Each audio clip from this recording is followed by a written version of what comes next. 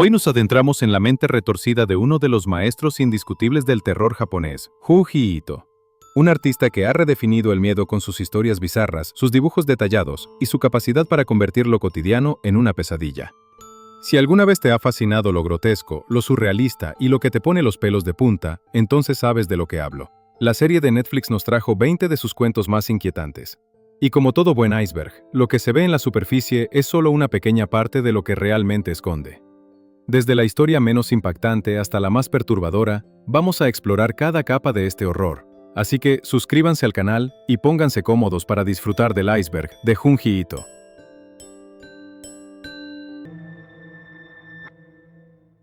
Esta historia nos introduce a la bizarra y disfuncional familia Higisuri, un clan compuesto por 6 hermanos que viven en una mansión sombría. La conforma Misako, como la hermana menor, luego le sigue Hitoshi, Narumi, Shigoro, Kinako y por último Kazuya, el cual vive de vago, todo el día pensando que no es necesario trabajar cuando tienen tanto dinero. Uno de esos días se encuentra una fotógrafa llamada Sachiyo, de la cual se enamora a primera vista. Kazuya le invita a la mansión con la promesa de documentar una genuina sesión espiritista. Sachiyo llega con una mezcla de curiosidad profesional y escepticismo, pero pronto se da cuenta de que la rareza de la familia excede cualquier expectativa. Por cierto, Shigoro, al verla, también se termina enamorando de Sachiyo. Cuando Sachiyo empieza a tomar fotos, logra capturar muchos espectros, y como Kazuya está muy enamorado, la sigue invitando constantemente. Pero un día, donde se supone iban a hacer un ritual para hablar con el padre fallecido, Sachiyo lleva a su novio Sawano, cosa que no le gustó a ninguno de los hermanos. Llevaron a cabo el ritual, y al parecer el alma de su difunto padre poseyó a Shigoro, haciéndolo vomitar. Lo que todos pensaban era un ectoplasma, para después decirle a Kazuya que ya no merece ser la figura respetable porque sabe que miente cuando dice que se va a trabajar, y que ahora Shigoro lo reemplazará. Sachiyo y Sawano se van a casa con una muestra del ectoplasma para estudiarla. Mientras pasaba el tiempo, Shigoro empezó a tratar mal a todos por ser la nueva cabeza de la familia, y mandó a Kazuya a invitar nuevamente a Sachiyo. Pero como ellos ya habían investigado el supuesto ectoplasma, se dieron cuenta que eso era harina. Entonces ésta se enoja con Kazuya y no le hace caso. Esto hizo enojar mucho a Kazuya, el cual nada más llegar a casa empezó a pelear con Shigoro. Pero en medio de la discusión, del cuerpo de Hitoshi, sale el verdadero espíritu de su padre persiguiéndolos, hasta la tumba del mismo. La historia es una mezcla maestra de horror sobrenatural, humor negro y una exploración de las relaciones familiares tóxicas. Junji Ito utiliza las excentricidades de los Higisuri para crear un ambiente que es a la vez cómico y profundamente perturbador, mostrando que el verdadero horror, a veces, reside en las personas más cercanas a nosotros.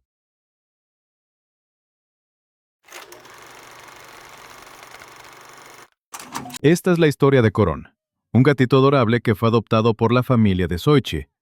Pero Soichi se puso terriblemente celoso de la atención que recibía el pobre animal, así que con sus típicas travesuras empezó a hacer un ritual para lanzar una maldición. ¿Y en qué consistía? En que Koron se comiera una serpiente muerta para despertar sus instintos más salvajes. Y vaya si funcionó. Koron empezó a atraer bichos y animales extraños. Se volvió incontrolable, arañando y mordiendo todo a su paso, a excepción de Soichi.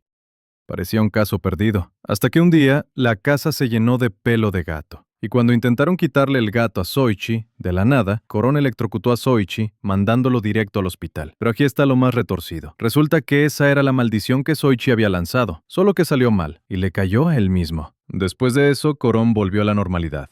Todo perfecto, ¿verdad?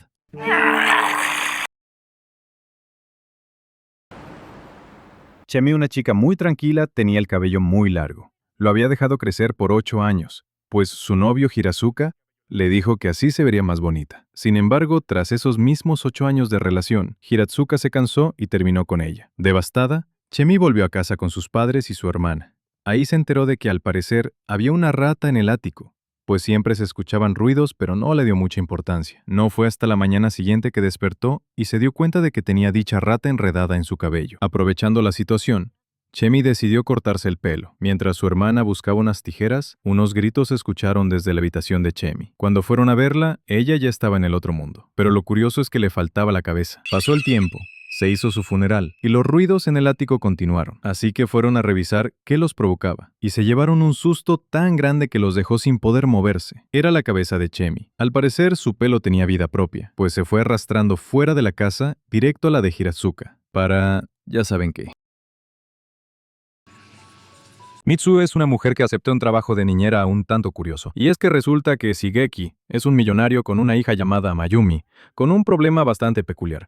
Ella pregunta absolutamente todo. ¿Qué debo hacer? ¿Cómo debo hacerlo? ¿Cómo debo sentarme? ¿Qué hacer cuando se siente? Y así con todo. Lo que generaba que otras niñeras se cansaran y todas renunciaran. Aún así, Mitsu no tuvo problemas. Se adaptó rápido dándole indicaciones detalladas que le susurraba al oído. No solo parecía llevarse bien con ella, sino que pasaron meses y Mitsu aún seguía trabajando, siendo un pilar muy positivo para Mayumi. Pero Shigeki sentía que algo no andaba bien, porque Mitsu no solo estaba siempre pegada a Mayumi, sino que cada vez se miraba más cansada. Por lo que le pidió a su sirviente que la investigara, y se dieron cuenta de que vivía siendo maltratada por un vago. Aún así, Shigeki no la ayudó, ya que pensaba que si entregaban al vago a la policía, Mitsu iba a dejar de trabajar.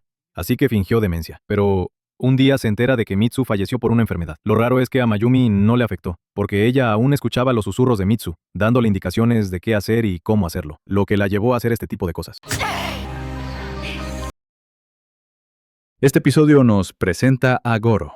Un niño que, cuando chico, su madre lo dejó en la entrada de un túnel, y después, nadie volvió a verla. Debido a eso la dieron por muerta, y Goro terminó creciendo con un pequeño trauma, hasta que un día unos amigos le dijeron de ir a investigar dicho túnel, porque supuestamente alguien había encontrado algo raro allá adentro. Y cuando fueron, se encontró a su hermana Mari, que decía no saber cómo llegó ahí, así que se la llevó a casa nuevamente. Pero al día siguiente, volvió a desaparecer. Por lo que Goro le contó a su padre sobre lo del túnel, así que se fue a buscarla. Al final se le hizo la noche y ninguno de los dos volvió. Entonces, Goro salió rumbo al túnel, y cuando se adentró a mismo, solo encontró la linterna de su padre. Siguió caminando para terminar encontrando un laboratorio donde se estudiaba la radiación, donde estaba su hermana y 3 científicos, el profesor, Ishikoruya y Koyama, los cuales le dijeron que llegó sola y que les dijo que el túnel la estaba llamando. Por más que buscaran, el padre no aparecía. Y así, pasaron días y la hermana de Goro siempre terminaba volviendo porque, supuestamente, el túnel la llamaba. Los científicos sacaron una foto en donde se podía ver una especie de espectros. Espectros que empezaron a perseguirlos, atrapándolos a todos, hundiéndolos en los pisos y paredes. No solo ellos, sino que a los niños también. Akasaka es un tipo que puso su casa en alquiler y quien estaba interesado era un tipo que le caía mal cuando joven junto a su familia. Pese a eso se la dejó igual, y dejó a cargo a su hermano para cobrar el alquiler, Seiji. Pero cuando volvió después de un tiempo se encontró la casa hecha un desastre. Había moho en todos lados, y además estaba muy sucia. Por lo que ya se imaginarán el aroma. A todo esto la familia no estaba, así que se desquitó con su hermano. Pero por más que limpiara la casa, estaba cada vez más y más sucia, llegando al punto de que vivía entre moho. Un día su hermano le dijo que ya no debe quedarse ahí, porque por el motivo que el profesor se quedaba ahí, era porque ellos vivían en las mismas condiciones en su anterior hogar. Y dice que un día que fue a verlos, miró que sus 2 hijos parecían hechos de moho, por lo que temía que se debía a algún virus o algo parecido, pero Akasaka no le hizo caso, cosa que no debió hacer, porque con el tiempo encontró el cuerpo del profesor y su familia incrustados entre todo el moho. Se estaba comenzado a convertir en lo mismo.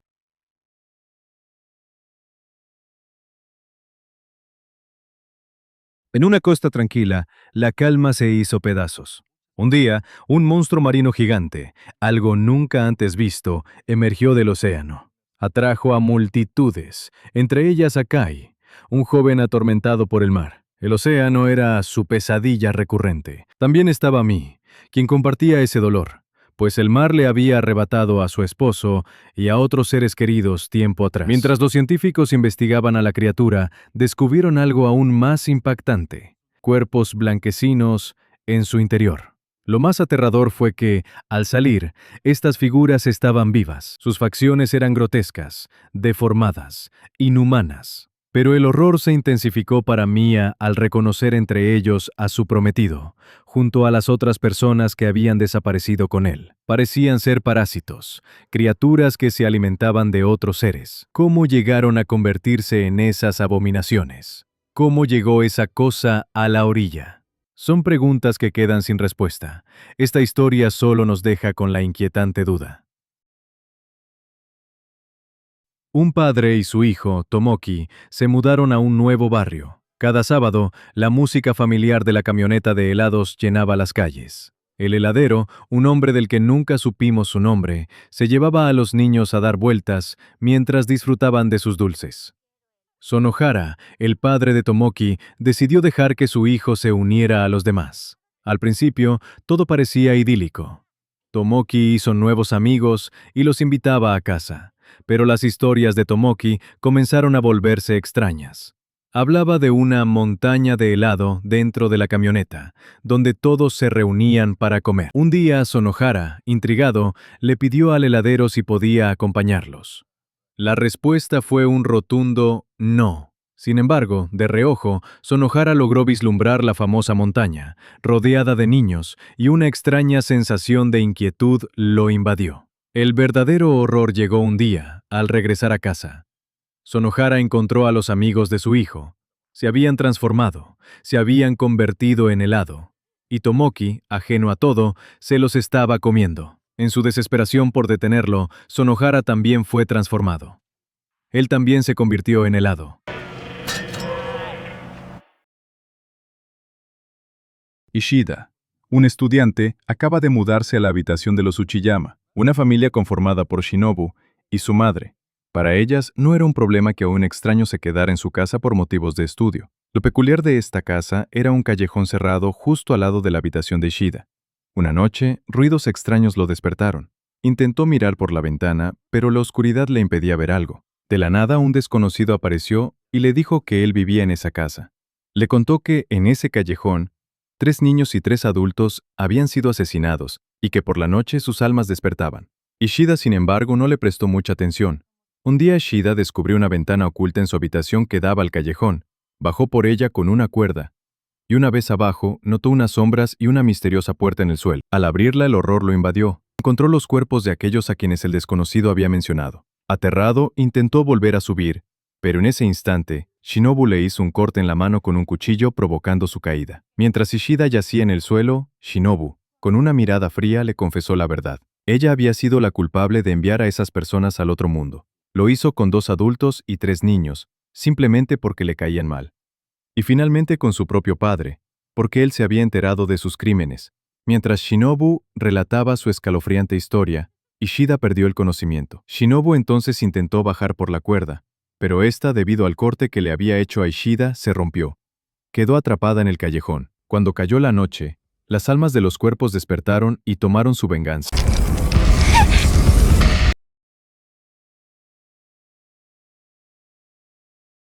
Esta historia nos presenta a Tsukiko, una chica que toma fotos por encargo de otros estudiantes a cambio de dinero. Un día, termina tomándole fotos a una chica llamada Tomi.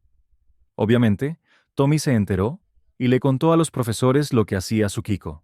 Esto no le hizo ni un poco de gracia a Tsukiko, especialmente porque fue Yamazaki, un estudiante que le gusta a Tsukiko, quien le pidió las fotos de Tomi. Al revisarlas, Tsukiko quedó muy impactada, ya que Tomi aparecía de una manera perturbadora. ¿Y qué hizo nuestra protagonista? ¿Resentida? Las imprimió en masa y las mostró por toda la escuela. Tomi, molesta, mandó a matarla. Algo normal, ¿no?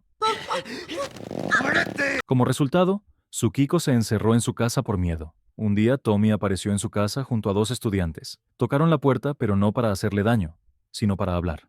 Sin embargo, esto se interrumpe cuando a Tomi le empieza a crecer un bulto en la cabeza, con otra cara, la cual gritaba desesperadamente que se la cortaran. Los otros estudiantes obedecen, pero no solo cortan el bulto, sino la cabeza entera. Aún así, la cabeza de Tomi seguía hablando, y les dijo que la quemaran antes de que fuera demasiado tarde. Pese a eso, esa misma noche el cuerpo de Tomi se levantó solo y salió de la casa, dejando a Tsukiko completamente perpleja.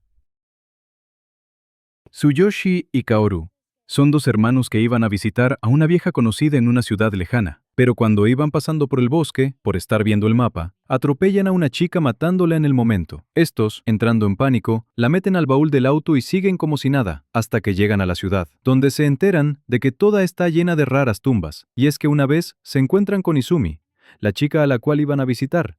Les cuenta que en la ciudad hay un fenómeno raro, que cuando muere una persona, ésta se va convirtiendo poco a poco en una lápida, justo donde murió, y no pueden moverlas, porque si no, dicha persona no podría descansar en paz. Y no solo aplicaba a las personas, sino que también a animales. Todo parecía normal hasta la noche, donde Izumi dice que su hermana salió a dar un paseo, pero no ha vuelto.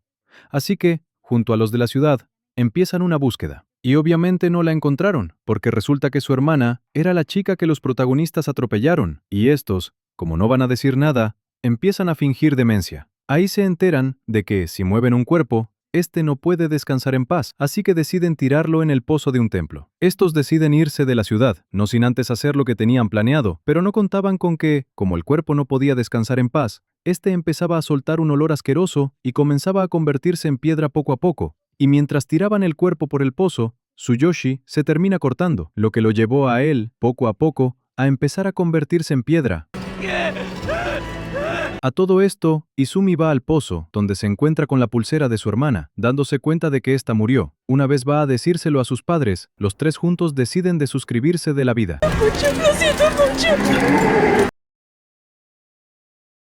Esta historia inicia contándonos que una cantante llamada Terumi se había quitado la vida colgándose de un cable, lo que entristeció mucho a sus fanáticos y seres queridos, como la amiga de Terumi, Kazuko, y su novio Shinya. Pasaron los días, y no es que la gente hubiera dejado de hablar de Terumi, sino que decían que miraban su cabeza flotar. Un día, Shinya llamó a Kazuko diciéndole que acababa de ver al fantasma de Terumi, a lo que ella fue lo más rápido que pudo para comprobar si era verdad. Y efectivamente, la cabeza gigante de Terumi era real. Y no solo eso, sino que, de la nada, apareció una cabeza gigante con la cara de Shinya, que se lo llevó colgando del cuello. Así es como comenzó esta locura. Por toda la ciudad empezaron a aparecer globos gigantes con cuerdas, buscando a los humanos con sus rostros para ahorcarlos. Esto comenzaron a mostrarlo por la televisión, diciéndoles a todos que no salieran de casa, ya que era muy peligroso. Pese a eso, la familia de Kazuko no hizo caso. El padre se fue a trabajar y murió. El hermano fue a buscar comida y nunca volvió, y la madre, por la desesperación, fue directa a la calle, quedando Kazuko sola en casa, hasta que un día escuchó la voz de su hermano afuera, diciéndole que había vuelto con comida, y ella le creyó, pero cuando abrió la ventana, se dio cuenta de que su hermano estaba muerto, y la siguiente iba a ser ella. Kuriko era una niña que quería jugar con otros niños, pero estos solían apartarla y burlarse de ella. Un día conoció a Naoya, un niño más joven que acababa de mudarse al barrio con su madre. Él, sin tener amigos, le pidió a Kuriko que pasaran tiempo juntos y que lo cuidara. Al principio la relación era bonita, jugaban siempre y parecían inseparables. Con el tiempo, algo cambió en Kuriko. Empezó a cansarse de jugar con él y, poco a poco, su trato se volvió más brusco. Naoya soportaba todo en silencio, hasta que su madre, al notar que algo no estaba bien, les prohibió verse. Años después, Kuriko aún sentía un peso de culpa por lo sucedido. Entonces, inesperadamente, Naoya volvió a aparecer. Hablaron de todo aquello, y él confesó que, a pesar de todo, había aguantado porque estaba enamorado de ella. Sorprendentemente, comenzaron una relación. Se casaron y tuvieron un hijo que era la viva imagen de Naoya. Pero el tiempo no trajo un final feliz. Naoya un día se fue, dejándolos atrás. Kuriko, resentida y obsesionada, empezó a ver en su hijo el reflejo de aquel pasado. Su trato hacia el niño comenzó a recordar inquietantemente al que tuvo con Naoya cuando eran pequeños. Incluso intentaba vestirse como en su infancia, como si quisiera revivir algo que nunca cerró. La historia termina con Kuriko llevando a su hijo al mismo parque donde solía estar con Naoya, un lugar que para ella se había convertido en escenario de un extraño y perturbador ritual. Creo que ya se dieron cuenta del por qué esta historia es muy turbia, pese a no tener fantasmas o cosas paranormales, sino que esta historia ficticia habla de la crueldad y enfermedad mental de una persona común, lo que lo hace más inquietante y turbio. Esta historia nos presenta a Rei, una chica a la cual desde pequeña su madre cuidó porque era hermosa y le veía mucho potencial para ser una estrella. Y si bien es verdad que se volvió medio famosilla, con el tiempo dejó su profesión de lado porque a Rei le gustaba pasar tiempo con su madre. En una discusión entre la hermana y madre de Rei, estas terminan chocando, y un cartel termina cortándole la cara a Rei. Aún así, los doctores dijeron que no pasaba nada, ya que en los exámenes mostraban que la cara de Rey estaba hecha por capas. No tenía órganos ni nada, solo piel, la cual se fue creando a lo largo de su vida año tras año. Así que aquí empieza lo turbio. La madre quería volver a tener a la Rey de 2 años, por lo que una noche empezó a sacarle las capas de piel hasta que por fin alcanzó a la Rey de 2 años. Pero cuando intentó lo mismo con el cuerpo, no fue como se esperaba, ya que lo único que cambiaba era su cara. En este punto la madre enloqueció pensando que tal vez en su caso era igual, pero no salió igual. Así que mientras la madre agoniza, nos cuentan el por qué Rey está hecha por capas. Sucede que en el trabajo de su padre, mientras estaban en una excavación, este encontró un cuerpo momificado, el cual estaba enterrado en capas de tierra, el cual tenía una maldición, la cual terminó afectando a su hija. Al final, la madre quedó sin rostro y un poco traumada. La historia es turbia porque mezcla horror corporal y obsesión materna. Rey no tiene órganos, solo capas de piel que su madre arranca para recuperar a la hija pequeña. El trasfondo de una maldición y el desenlace traumático convierten algo tan humano como el amor de una madre en una pesadilla enfermiza. Espero les haya gustado este video y si es así, me sería de gran ayuda un like y una suscripción, que no cuesta nada. Es gratis.